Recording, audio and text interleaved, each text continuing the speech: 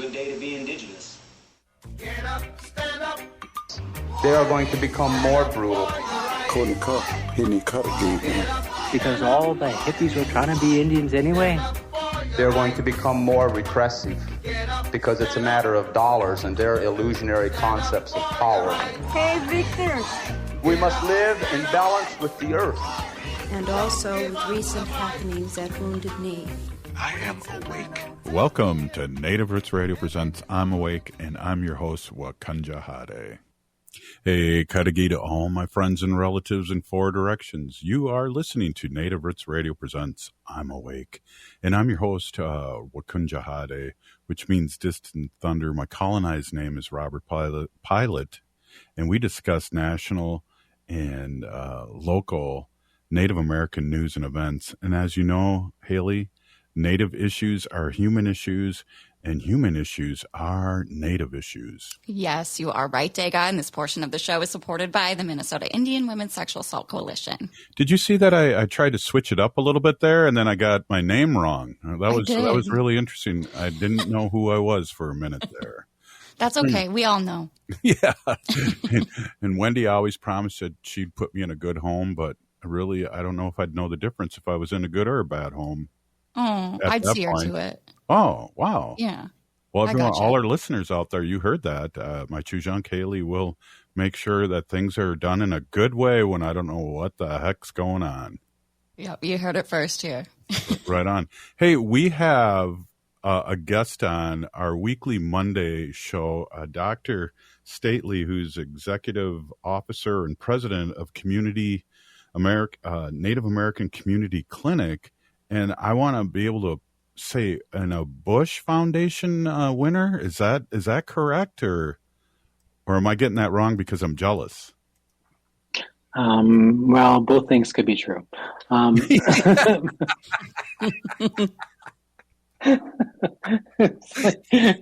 things are not mutually exclusive. Okay, it was funny the first time. You don't have to beat it to death. Yes, I'm jelly, and we have Dr. Stately. The executive officer of the Native American Community Clinic, and yes, a Bush Fellowship, 2024 Bush Fellow Award. So, yeah, that's congratulations. Huge. Congrats. Yeah. Thank you. I appreciate that. That's very kind of you. Thank you. Well, also, too, I know that you're super busy in your work, but also you have twin sons. Or wait, one set of twin sons, so that's two. That's not four. And I know you were working on this for quite a while because there's a lot of hoops to jump through. Can you tell our listening audience what this entails? This huge award to you. The fellowship, or the process, the writing of it. Yeah, all of it. Yeah, we got a whole show to. And it's raining cats and dogs again, so I don't have to go to my car for a while, thank God. I started the process about this time last year, so for any of you who might think you might want to apply for a Bush Fellowship, it's going to open up here probably in about a month, 2 months, I think. It opens up right around, I think the mid-August or the end of August, the beginning of September, and something like that. So the whole process takes about almost a year. It's like a 9-month process. I had been considering writing for a Bush Fellowship, I think at least 3 or 4 times over the last 7 years or so, since I started my role here at NACC. And I always had one thing is that there was always this, ever since I got here in NACC, there seemed to be kind of a crisis every single year. There was there was the opioid epidemic, which I stepped into in this role. Then there was the Wall of Forgotten Natives the year after that, and then the worldwide pandemic after that. So there was all these, I was busy and I had all these things that were preventing me from being able to sort of just focus and sit down and do it. And over the last year or so, I started working with this mentor and coach who's been working with us in the clinic and doing some stuff on leadership and not just for the leadership, but across the entire organization. We're working with this amazing woman who, I went to her office one day for a coaching session, and we're talking, and I said, well, I was thinking about applying for the Bush Fellowship, but it's due in a week, and I don't really have the time to do it. It's like, I missed, I pushed the deadline out too far again, and she looked at me, she goes, you totally need to write that Bush Fellowship. And I was like, I said, I don't, like, how am I going to do that in a week? She was like, you can knock this out in a couple of days. And I was like, I don't know. But, she just kind of held my feet to the fire and said, like, you're already doing a lot of the things, like, you can build on what you've already been doing. So just kind of like, don't reinvent the wheel here. Like, just make the wheel bigger and add some spokes to it, kind of a thing. And we sat down that day and we sort of kind of went through all of the different pieces of it. And I said, like, what I thought I was, we whiteboarded it, not on this one. This is a different whiteboard, but at her office. And by the time we ended our conversation an hour later, I was like, oh yeah, I have a fellowship application here. She's like, okay. And I just took pictures of the whiteboard and went home and I wrote it. I wrote it in 6 days. Wow. Which is crazy. But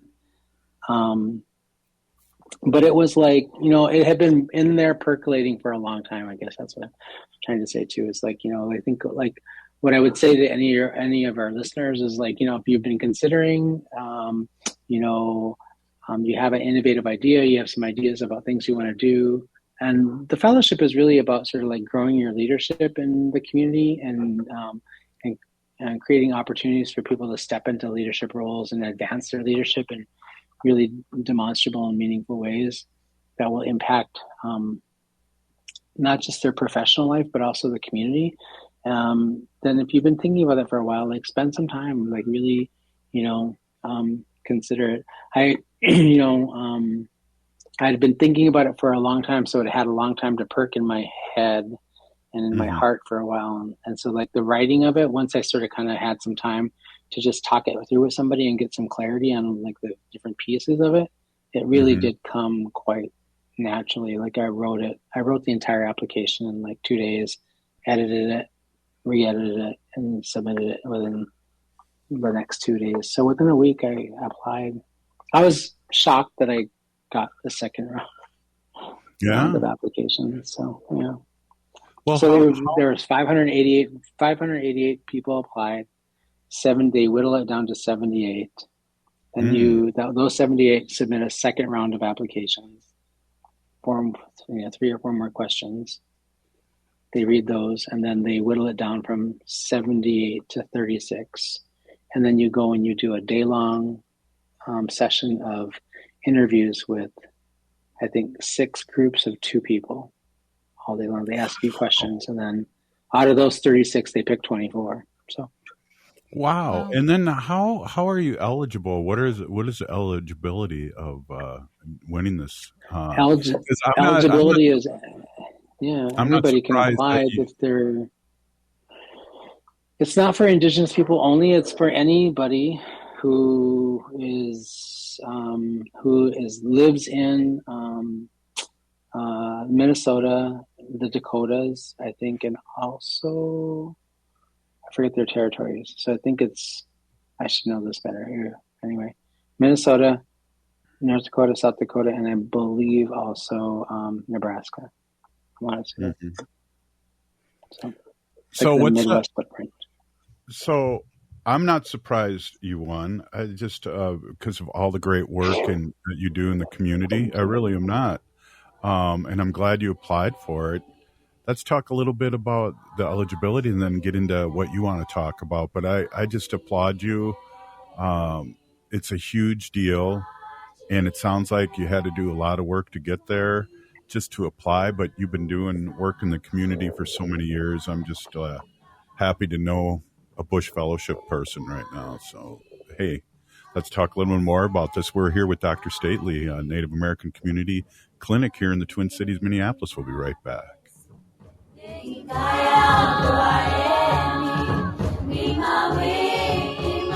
If the statistics say that 1 in 3 Native women and 1 in 6 Native men have experienced sexual assault in their lifetime, it means our whole community is affected by sexual violence. 1 is too many. Don't stand by, stand up. Don't engage in acts of sexual violence, and shut down the dirty jokes, the gossip, the victim blaming and shaming. As a community, we can change the way we respond. Contact the Minnesota Indian Women's Sexual Assault Coalition to attend a workshop to learn more. Sponsored by the Minnesota Indian Women's Sexual Assault Coalition. Attention transit customers. On Saturday, June 15th, Metro Transit will make changes to transit service within your community. As we do each quarter, we review our resources and ridership trends. These service changes continue our ongoing work to best serve customers throughout our system with our given resources. A summary of the upcoming service changes and a preview of the updated schedules are available now at metrotransit.org. Again, that's at metrotransit.org. Hi, it's Robert Pilot from Native Roots Radio. If you need new windows for your home or business, I highly recommend 952 Windows. They offer windows and doors with the longest warranties and Energy Star's #1 most efficient ratings. I can personally vouch for them, having known the owner for decades. They did a fantastic job on our second floor addition 20 years ago, installing windows, roofing, siding, and even adding a master bedroom and bathroom. In my opinion, they're one of the most best-kept secrets in remodeling. As Onyx Bath and Rosebud cabinet dealers, 952 Windows guarantees top-quality products. Until now, 952 Windows thrived on referrals and the loyalty of satisfied Window-Light customers. They continue to support these customers by providing warranty parts for the 80,000 windows sold since 1994. For unbeatable deals and trusted service on windows, doors, roofing, siding, kitchens, bathrooms, and more, call 952 Windows or visit 952windows.com. Minnesota has the only original wolf population in the continental United States. And 80% of Minnesotans believe the wolf should be protected. Howling for Wolves is asking Minnesotans to respect our true wildlife manager, the wolf. Their survival is critical to our ecosystems, our communities, and even our economy. As highly intelligent animals with strong social bonds, Minnesota wolves deserve to be protected and admired. Learn more at howlingforwolves.org. Let's live and let howl. Anine, I'm Lieutenant Governor Peggy Flanagan, and you are listening to Native Roots Radio. Welcome back to Native Roots Radio presents I'm Awake, and this is Robert Pilot. This portion of the show is supported by Native American Community Clinic on Franklin Avenue in Minneapolis, honoring health and tradition. And you also can add home of the Bush Fellowship person, Dr. Stately. Oh, wow. Yeah. Hey, welcome back. Yeah. Welcome back. That's so huge, and I guess I'll wrap this up, but we'll be talking about it more as we talk over the weeks and years that we'll be together. So, it's somebody in the community doing good work. That's the eligibility, right? Yeah. Well, the technical eligibility for it, and I just wanted to clarify really quickly because I misspoke in the earlier section. So the Bush Fellowship will open annually. It's an annual award process, and it usually opens up like towards the end of August. So like somewhere around the third or the fourth week of August, and you got about a month to write that first application, and I think the end date is like the end of September.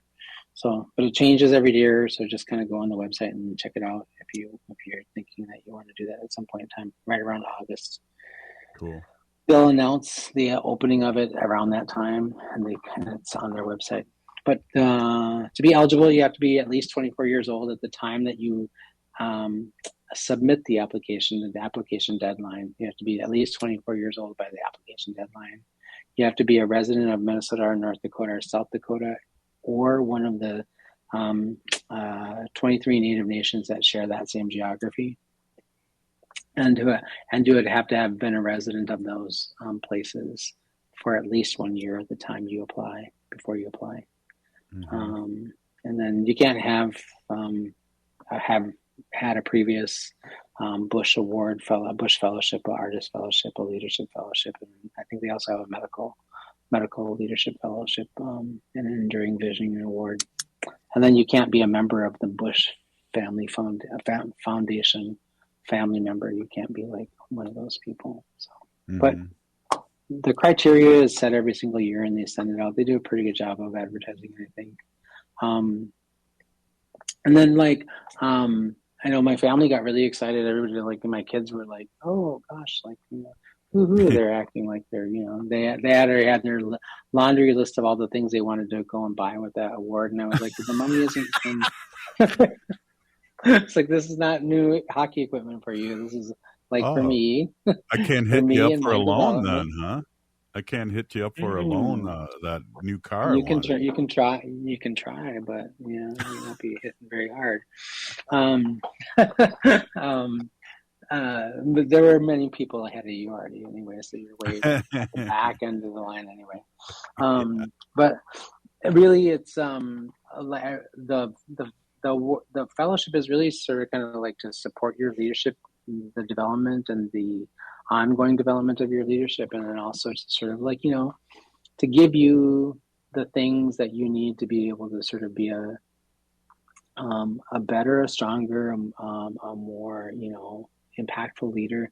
And then also a big part of that also for me, it was, and they talk about it as well, as like, you know, leaders in our communities oftentimes don't take the time to tend to themselves and take care of themselves. They don't really, you know, which is certainly the case with me. And so when I wrote my award, I really had to think through like what was I going to do to kind of like do both advance my leadership and then also take care of myself.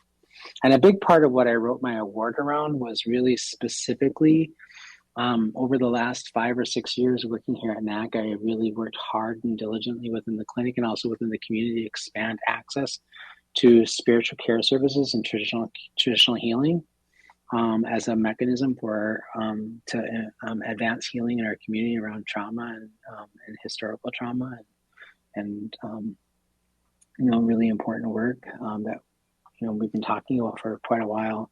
Mm-hmm.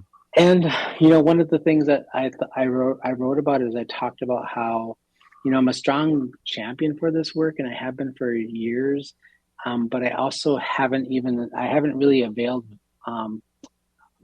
for myself. I haven't even had the time to avail my own healing with that work as well. So I have this real sort of like broad scope of like, you know, spending time to go into ceremony and do ceremonies with my, you know, with Madea people, with Dakota people, visit other tribal communities and other all across Turtle Island and some places in international places where people are doing really important, interesting work and reclaiming their indigenous ways of practicing spiritual care and well-being. Things that will allow me to kind of bring back that knowledge and those experiences, lived experience, not just sort of like reading about it or seeing it from afar, but actually living it, will help me to sort of embed it better within the clinic and within the community I serve. So it's kind of like, and you know, I had in one of my interviews that you have to have like this. I was telling you earlier, you have these 6 rounds of interviews that you do with folks. And somebody asked me at the end of the day, like, how was your interview today? I said, well, it felt a little bit like I never did speed dating, but that's kind of how I imagine it would be like. It's like, you know, just being like, you know, 6 hours of just people asking you questions and you having to think up something on the spot and, you know, kind of just talk about who you are and what you plan to do with your life. And I remember having this conversation, and one gentleman said to me, asked me the question, he said, well, how is this going to take care of you? It sounds like you're going into ceremony to do all these things for our community or for your community, but like, how is that going to take care of you? And I said, well, you know, I happen to believe that by going to ceremony and participating in a lot of these things, I'm also going to do I'm going to do a leadership program as well up in Canada, Indigenous leadership program. And I said, well, I'm going to go do it, but it's also going to heal me at the same time I'm learning. I'm like, this is like about, you know, taking care of myself. And at the same time, I'm going to be healing my own self, my own spirit, my own mind and body and spirit, and renewing myself at the same time that I'm learning. And I'm going to bring all those gifts back to my community. And I said, and in the Indigenous community, like, we don't really think of like ourselves. We center the things that we do in our lives around like what's good for our families and our communities and our nations. Like, you know, we're only as well as those other things in our lives, right? Our well-being is tethered to that. So, like, I can't imagine how to do this any differently, actually. And then he was like, and then it was a white guy, by the way.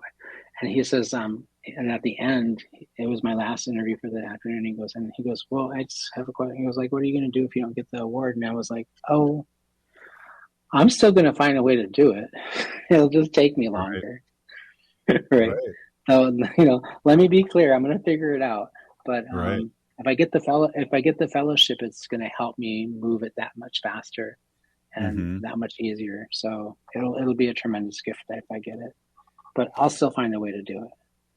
You know, it's interesting too, Native Americans, and I know when we talk a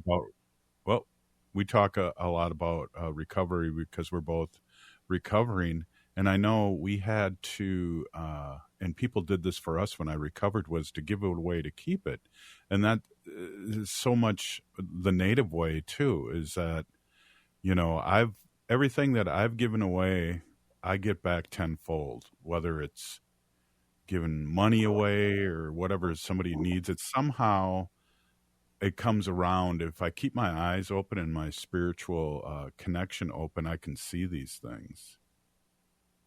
Yeah, I think that's really true. And I think, you know, like I was just saying this to my sons a couple of days ago. We were talking about some things, and I don't remember the context off the top of my head, but I was just like, I said, you know what? I just want to be really clear with you about something. I said, look, when Creator sends us here, like we don't own any of this. I said the one thing that you get when you come here that is yours is this. You get your body. Your spirit gets your body. Everything else, nothing else belongs to you. Nothing else. This is the only thing we get. So take really good care of this thing. And this body, this thing we've been given by Creator. I said, and more importantly, like taking care of this is not going to be accomplished if you don't also take care of the things around you, the people around you, all your relatives, the plants, the water, the animals. You know, I think I can't remember exactly how we ended up, but like, you know, I was telling them about why it's important to take care of our dogs, right?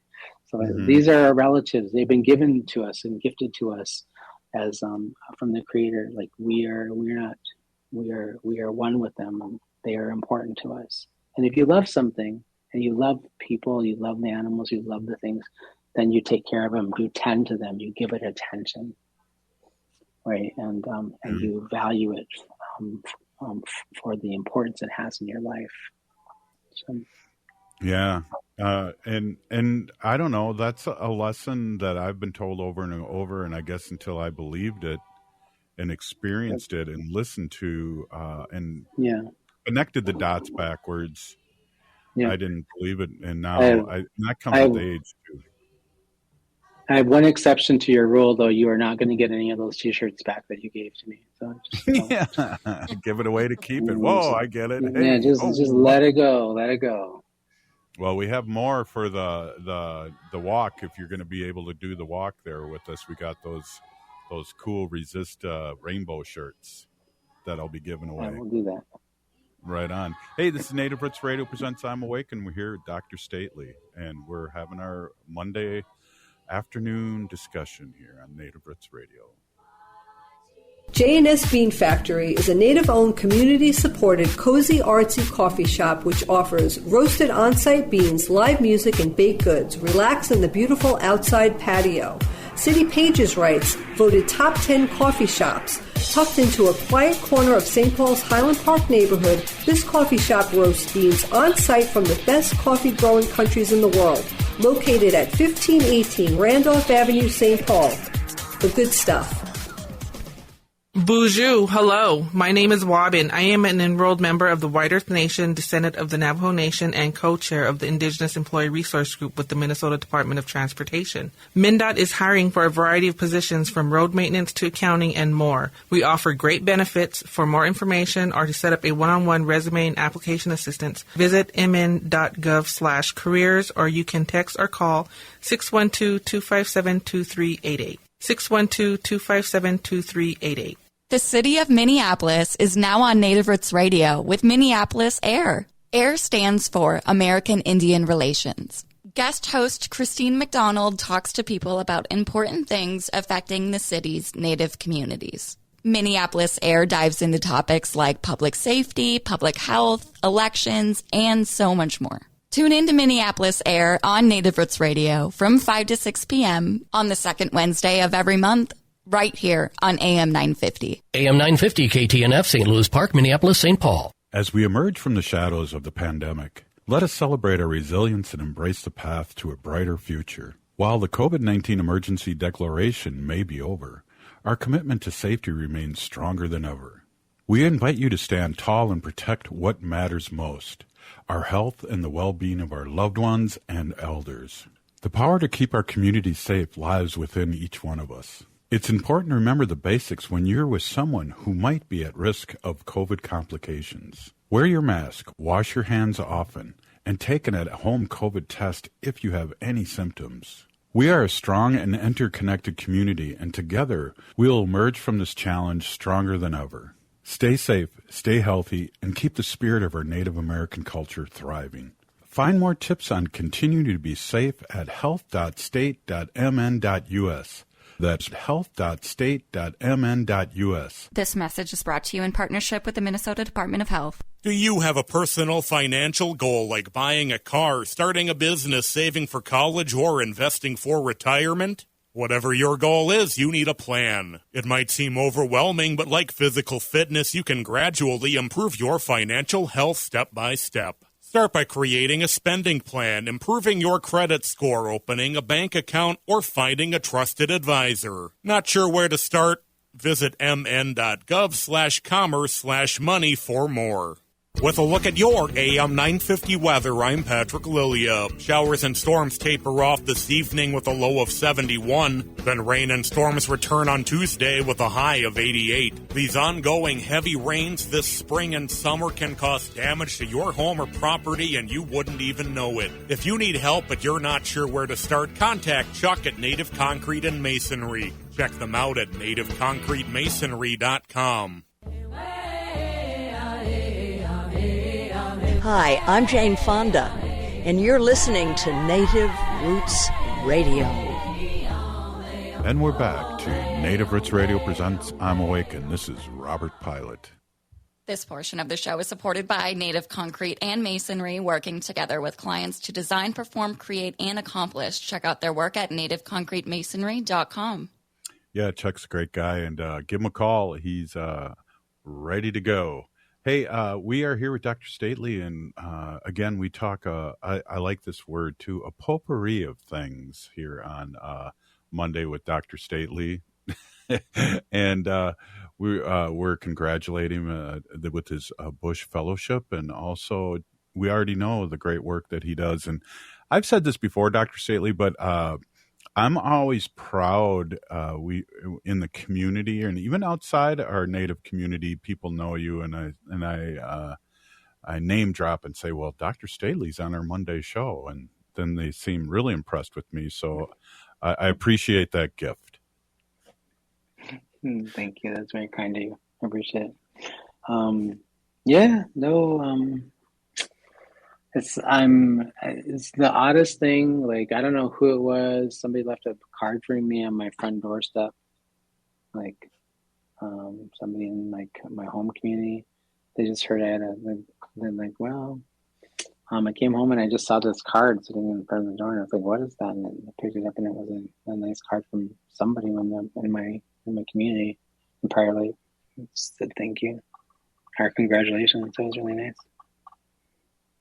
Yeah, it's kind of strange. Like send me a message through what's that called? I forget what that thing is. That neighborhood circle thing that I belong to. But it's just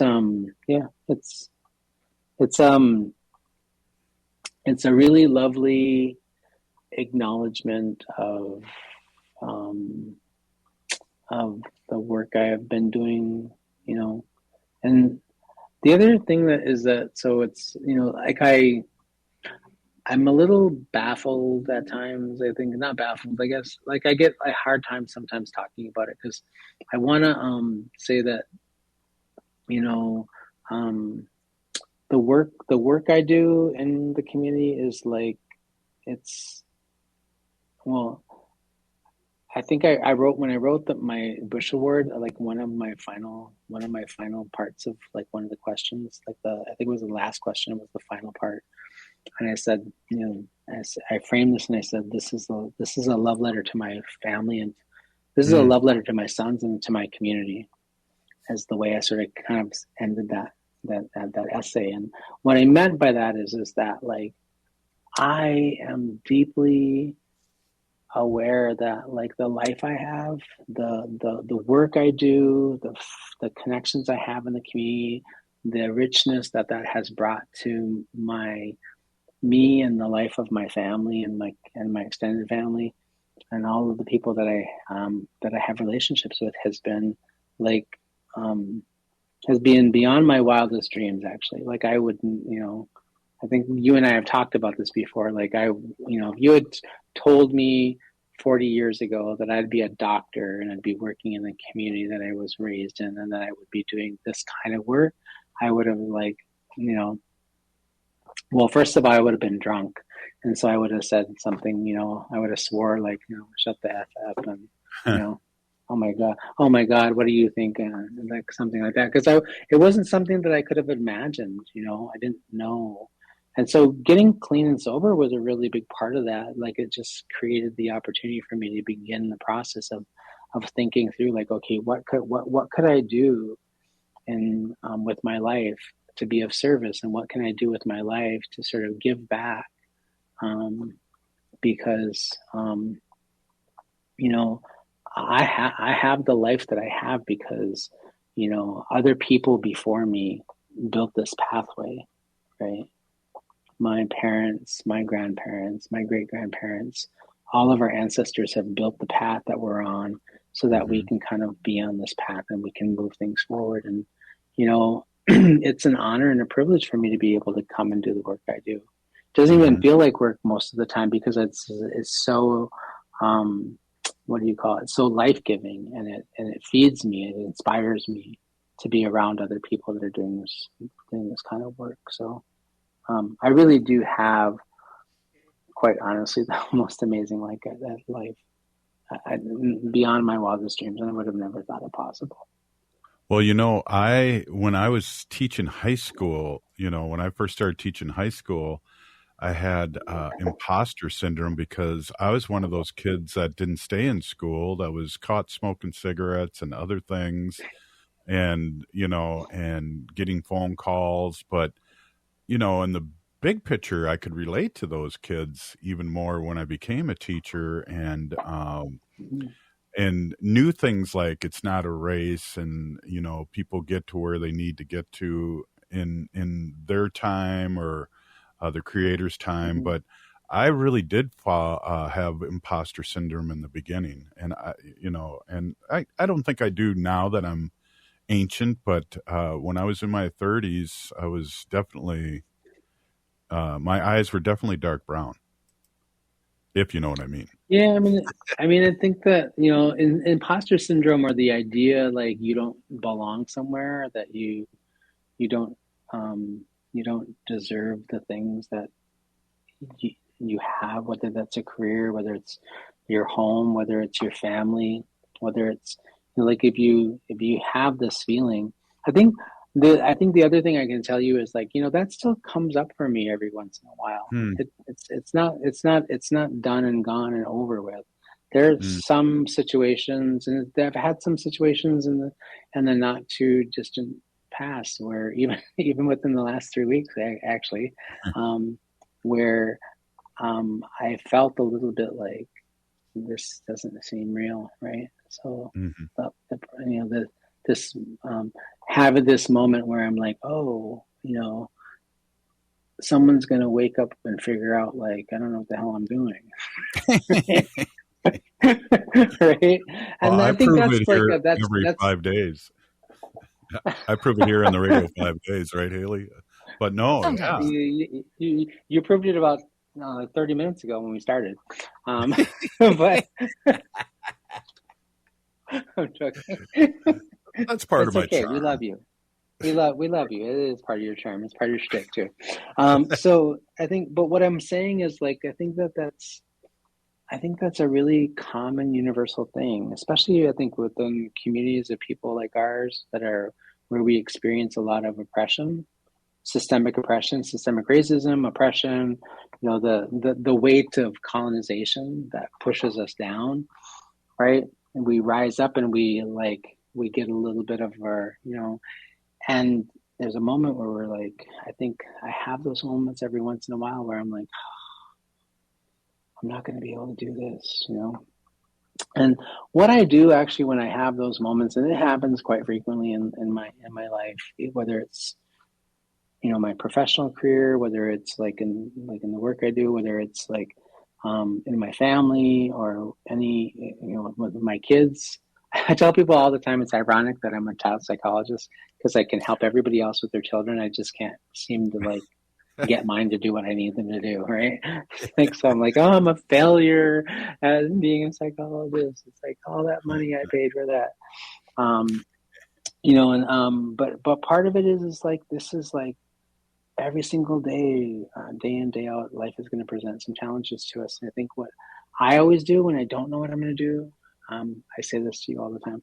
I put tobacco out and I say a prayer and I just ask for help. I ask for guidance. I ask for support. I invite my ancestors and my, and all of my spiritual support to come and help me, hold me up, because it is hard work to be an Indigenous man in 2024 and, living under this, the weight of oppression, the weight of colonization, pushing up against those, those headwinds that sort of want to quiet and, put down the work we're doing. And it is a challenge, but, the other thing to remember is that we're not doing this. I don't do anything I do in my work or in my community. I don't do it alone. I'm doing it with a bunch of other people.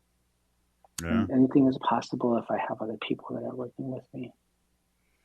Yeah, I really need to hear this. I had a rough day at work today, so I appreciate those words, because you got to keep even if things around you aren't on the same page as you are, you got to keep those good thoughts and pray and tobacco out and talk to people, which is always good therapy for me. Talk to like-minded people to keep you going, because this is off subject a little bit, but I love books, I love reading, I love history, and I picked up a book, the history from the 50s and 60s, and I thought, well, this would be interesting because I just was born in 1961, and there's not one, and it's a thick book, and there's not one thing about Native Americans in it. There's not one thing about Indigenous people across the world. And that's where our history starts, from our age, Dr. Stately, that we've transcended from, really. And if you stop and smell the roses, as they say, we've come a long way, and we have a long way to go. And I'm kind of rambling, but it really kind of blew my mind, is that there's no Native history that we can lean against, that people all over the world know about us. It's just come out recently, a lot of our history, and we just got to keep plugging away, and we know it. Yeah, we know it. And I think the other thing is that and we have to share that with each other. We have to be talking and sharing that with each other. Like we're oral historians. We share everything we know through story and sharing knowledge and wisdom that way, through those methodologies, and we got to continue to do that. I also would say it took us a long time to get where we're at. Mm-hmm. Like I thought about this the other day. I looked back and I said, oh, the state of Minnesota is about 164 years old since the Dakota War, so give or take. And one of the things I love about my nephew Ruben is he says, I don't want to keep having conversations about the Dakota War. He goes, it was 6 weeks, 6 weeks out of the 10,000 or 12,000 years that we've been on this planet. Like we have resilience and brilliance and strength in our DNA, not just trauma. And so part of it is that we also have to remember, like, we have this it took us a long time to get where we're at. It's going to take us a long time to get back to where we were before, but it's got to be thoughtful and intentional, ceremonial, and we have to work together to do that. It's the only way we're going to get there. Yeah. Well, Dr. Stately, do you have time for another segment, or it's the last segment? This has gone really fast today for me, and always really interesting in your perspective and things. Sure. I'll hang on. Right on. Hey, this is Native Roots Radio, or is it Roots Radio? I'm not sure, but we'll be back after this short break. Some people won't give you the real talk on drugs, but it's time we know the facts. Fentanyl is often laced into illicit drugs and used to make fake versions of prescription pills. You can't see it, taste it, or smell it. Suppliers mix fentanyl into their products because it's potent and cheap, and the dealer might not even know. Keep yourself and others safe by knowing the real deal on fentanyl. Get the facts. Go to realdealonfentanyl.com. This message is brought to you by the Ad Council. Attention transit customers. On Saturday, June 15th, Metro Transit will make changes to transit service within your community. As we do each quarter, we review our resources and ridership trends. These service changes continue our ongoing work to best serve customers throughout our system with our given resources. A summary of the upcoming service changes and a preview of the updated schedules are available now at metrotransit.org. Again, that's at metrotransit.org.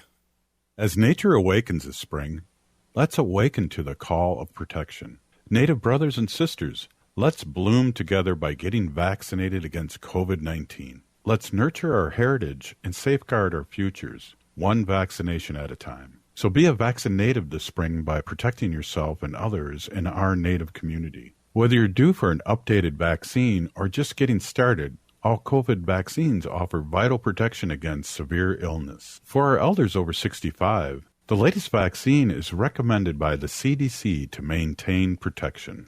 So spring forward with strength, Native communities. Embrace the renewal of the season and safeguard our traditions by getting vaccinated against COVID-19.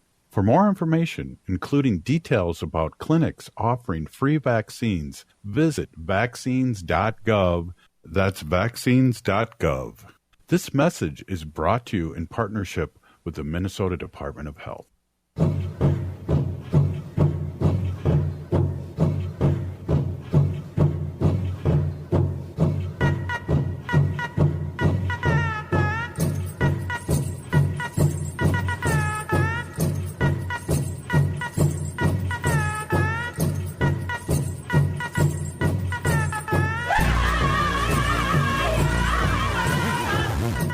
Welcome back to Native Roots Radio presents I'm Awake, and this is Robert Pilot. This portion of the show is supported by Howling for Wolves, protecting wolves for future generations. Ho! Ho! Ho, ho, ho, ho, ho. Hey, we want to give Dr. Stately a quick shout out here. He had to, it's storming here, so he has to good half hour, 40-minute drive home. So we appreciate him. And we got things to talk about, Haley, and there's things happening in the community here. But sometimes with Dr. Stately, it's really fun. And then other times it's really serious. And I really like our chats here on Monday. I love our chats. Yeah, I think, Dr. Staley is just a really great leader and just all-around person in our community here. And, just very wise. I know sometimes I'm holding back tears when we're having our little fireside chat here, but in the best way. And I always come out of these conversations just feeling very uplifted. So I always thank him for that. Yeah, it is. It is. Yeah, I was getting a little emotional there too for a little bit. And yeah, we have had some emotional times with Dr. Stately, and, you know, where he is now and what's happened to him. And we talked quite extensively with him about COVID over the years and how, you know, his family and him were really affected. And if you remember that show that we did, that symposium we did with him, that was like, oh my God, I forgot all about that. And how quick do we forget, right? Yeah. I mean, his journey has just been amazing, and he's been so, you know, just someone to look up to, in whether that's recovery or, you know, really anything. And we talk about healing a lot. And I think that's so cool how, you know, with this Bush Foundation prize that his plans that he has to go out and see other Indigenous communities across the world and just learning from that and then taking that back while also healing himself and then bringing that back to our community is, I mean, I can't think of a better plan. You know, I just got to give a quick shout out to Santina that listens to us, and that's been, and just thank you for all the really kind words that you had our way on the chat here on Facebook and YouTube. It does mean a lot, and we do read them. And really, I just wanted to say that real quick because we don't acknowledge that a lot of times, Haley, but sometimes we're too cool, but I wanted to acknowledge it today. No, I mean, just a big pinagigi to all of our listeners, especially our daily listeners and people who come back for our weekly guests, such as Dr. Antony Stately, because, I mean, you know, our listeners have grown up, you know, or not grown up, but I guess, you know, grown alongside of me, at least the past year, learning about our weekly guests and the amazing leaders that we have, not only in our Minneapolis urban Native communities, but all across Turtle Island. So thank you for listening to us and to our program. We really appreciate it. And the typing in support. I love that. That really, we are reading it and appreciate it. So if people are ever in the inkling to watch us on YouTube or Facebook, and we get a lot of people watching us now on the dreaded Twitter. We want to give those guys a shout out too, or X or whatever. It's I'm just seeing a lot of Teslas all the time here. Yeah, whatever that guy did to it, who knows? Right. Well, since we're talking about NACC, Native American Community Clinic, and Dr. Stately, I wanted to quickly mention that they will be hosting another full moon ceremony this month. It will be taking place this Friday, June 21st. At 9:00 p.m., this will be at the Little Earth Gym in Minneapolis. That's 2501 Cedar Avenue. And if you haven't been to a full moon ceremony before, the items that they ask to bring, please wear a long skirt, shawl, or sheet. There will be a potluck. If you are able to, please bring a dish and share. Please bring your own feast bundles, like your own plate, fork, spoon, bowl, and cup are also encouraged. And then men of all ages are also encouraged to join the full moon ceremonies to learn about the duties of being a fire keeper. You know, I want to switch gears too. It's a little foreboding here this week with the weather, but if you want to meet Haley, she's going to be at the Four Sisters Market on Thursday, signing autographs and selling swag from some of our swag from Native Roots Trading Post. Yeah, I'm so excited. Hopefully the weather clears up on Thursday. We know NACD, Native American Community Development Institute here in Minneapolis. They have their Four Sisters Farmers Market that happens every Thursday from 11 to 3 p.m. at 1414 East Franklin Avenue. It's the yellow building on the American Indian Cultural Corridor. And it's a great time. There's vendors. There's healthy foods. I think there might be a food demonstration, so come learn how to make a really yummy meal out of our fresh fruit that grows out of the ground. So hopefully the weather clears out. I know that NACD has canceled the East Phillips Open Spaces planned kickoff event that was supposed to happen tomorrow from 4 to 10. So stay tuned to NACD's website, NACD's socials for a future date for that event. Yeah, it's hard to predict the weather, and it's really been a wet one, and it's been interesting because we had and a drought here in Minnesota for like 3 years, and now the river's angry, Haley. Yeah. Well, we're out of the drought now, right? Yeah, I think definitely. And I heard. think the northern Minnesota is officially out of it too now, which was really dry compared to us in the cities here. But yeah, it's this weather is something else. You know. Mm-hmm. Yeah, we always we need the rain, but then we have our rivers, and it's always, I've been seeing all these crazy flash flood warnings that we're getting in and around the Twin Cities metro area.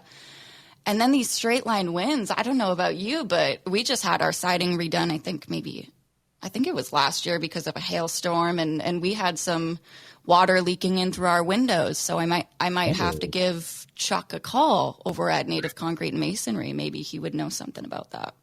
Yeah, well, they're the people to call, and give them a call and have them check it out. Hey, so a lot going on here. It's Monday, and Wendy's out in New York right now for a few more days, and the weather there is just getting really, really hot. We were talking about the weather. That's what made me think about that, and it's just crazy that, it's June now, so summer's coming in, but we're having July, August weather.